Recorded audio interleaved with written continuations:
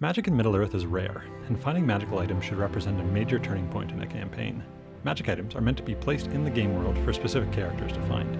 As such, they are not to be considered simply a new special ability that will be passed from one character to another. With that in mind, let's take a look at how to create truly marvelous artifacts and wondrous items. Items are considered to be magical when they have one or more blessing that is tied to a specific skill. An item with one blessing is called a marvelous artifact, while one possessing two blessings is a wondrous item. When the bearer of a marvelous artifact or wondrous item makes a roll using a skill corresponding to the blessing, the player gains 2d, as well as achieving a magical success. Some, or all of the magical properties of an object may not be immediately apparent when a player finds it.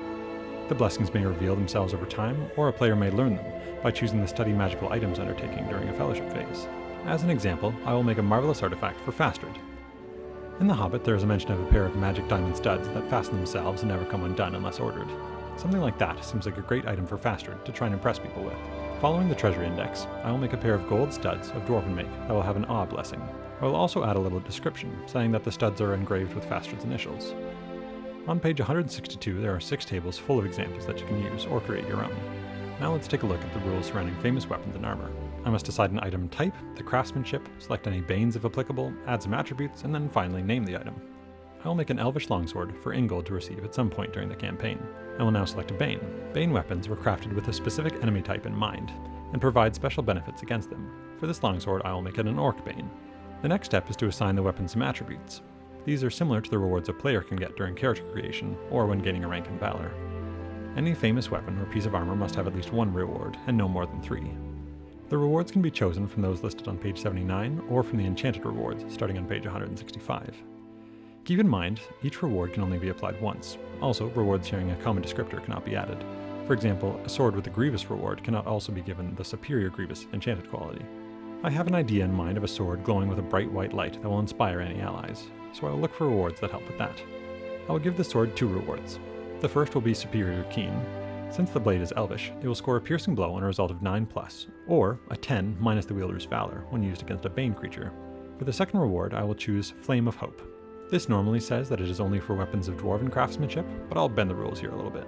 This property lets every member of the company recover 1 point of endurance, +1 for every success icon, whenever this weapon hits an enemy. The last step is to give the weapon a name. I will go with the Bright Sword. This name might be engraved in runes upon the weapon itself, or Ingold might have to do some research to discover it. As mentioned earlier, the magical properties of an item might not all be apparent right off the start. These qualities will reveal themselves in the order written on the treasure index. When a famous weapon or armor is first used, whichever quality is written first is revealed. In order to unlock any remaining qualities, a hero can choose to activate the next quality instead of choosing a reward when gaining a new rank in Valor. The second way is by a hero returning home during a fellowship phase and leaving a piece of war gear enhanced by 1 or more rewards as a gift to their people. A player may then unlock an equal number of qualities on their new piece of war gear as there were rewards on the item left behind. For example, since the sword that Ingold started out with already had 1 reward, that being Keen Weapon, if Ingold gave that sword as a gift to his people, he would be able to unlock the next quality on the Bright Sword, which is Flame of Hope. The final point to cover with magic items is cursed items. Sometimes a piece of treasure has laid too long in some wraith-haunted barrow, or perhaps the weapon was forged by a dark smith, such as the sword Anglical. A cursed item might also have blessings or beneficial qualities as well. The curse may not be immediately apparent, only revealing itself under certain circumstances, such as the first time it is used to kill an enemy or in the presence of a specific type of creature. When adding a curse to an item, the lore master should also have an idea of how to lift the curse. This can form an excellent basis for an adventuring phase, as well as avoiding the cursed item merely being a thorn in the hero's side. There are some examples of curses starting on page 168, such as Darken, which causes light to dim when the weapon is drawn, Ill Luck, which treats rolls as if the character was weary, and many others. Of course, the lore master can come up with original ones as well. That is all. If you haven't already, please check out my videos on character creation, combat, councils, and journeys.